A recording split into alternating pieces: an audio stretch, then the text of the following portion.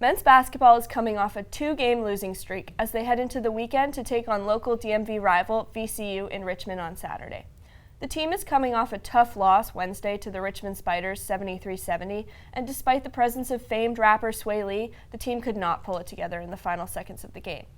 Overall, it's been tough going for the men as they continue to struggle to achieve consistent results throughout the second half of the A-10 conference play.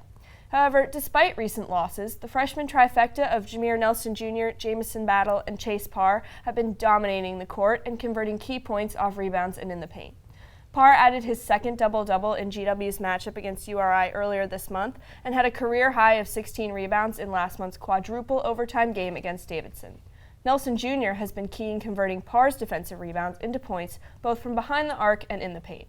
He and Jamison Battle have both reached their career high of 22 and 25 points respectively. But let's not forget about the famed senior forward Armel Potter and junior Maceo Jack. Both players have been key in assists and scoring points behind the arc, consistently illustrating the team-first mentality that Coach Jamie and Christian believes in so strongly. And while this is just a brief overview since our last update, here is our favorite senior basketball correspondent. You know her, you love her, Savannah Guida.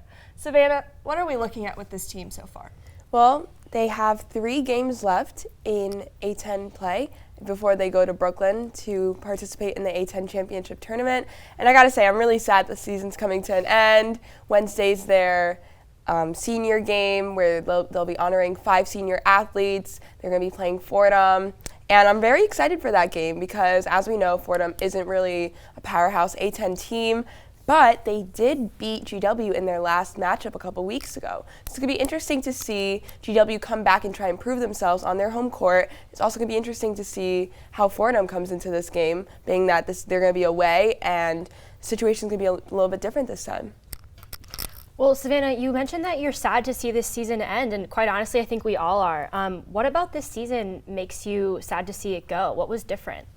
Well, compared to last year, I mean, we've talked about this before. They ended with a record of 9-24 last year, 4-14 in A-10 play.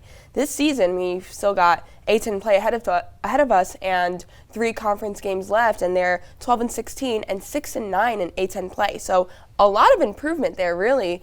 And I'm sad to see the season come to an end because we have such a young team, and it's just been so great watching the players grow since November until now. Players like Chase Parr wasn't even suiting up in November, and now he's a starter. Just seeing the transitions made on this team, how it's even changed the culture at the school, I gotta say. I've seen more people at the basketball games. I've seen celebrities. Sway Lee waved to me. So it's been a really great season. I'm just so happy that this team has improved, and we've got such a young roster, so there's so much growth ahead of them, maturity, and it's looking good in the future years.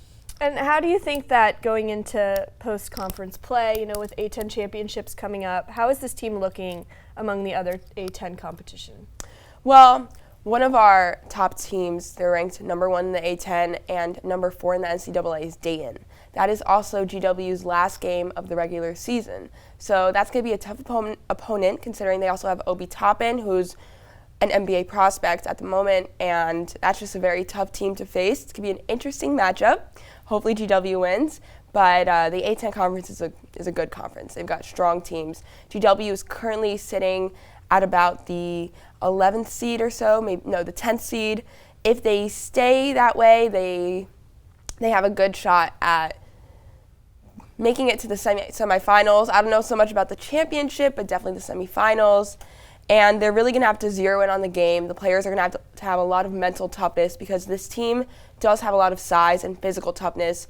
They just sometimes lack confidence, and that mental aspect of the game isn't always 100% there. They're also going to have to rest because injuries are really what defeated this team this season. Losing starters, losing players like AT. When the team didn't have Armel after his Davidson injury, they lost every single game without him. And as soon as he came back on that court, that senior leader took over, and that team was winning again. So they're really going to have to rest and execute plays perfectly. You can't mess up. I mean, when they played they played Richmond the other day, and in the last couple seconds of the game, they had the chance to tie with a three-pointer. And Armel Potter intentionally missed the free throw so he could rebound the ball and shoot from beyond the arc, but he just so poorly executed that play. It was just the most ridiculous air ball. So they just need to really believe in themselves and really just know the plays. Yeah, well, it's always a pleasure having you out here, Savannah. All right, we really thank you. appreciate it, and we really hope that the team can pull it together going into the A10s. Of course.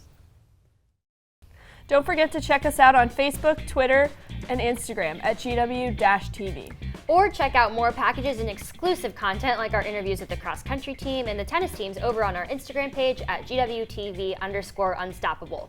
See you next time!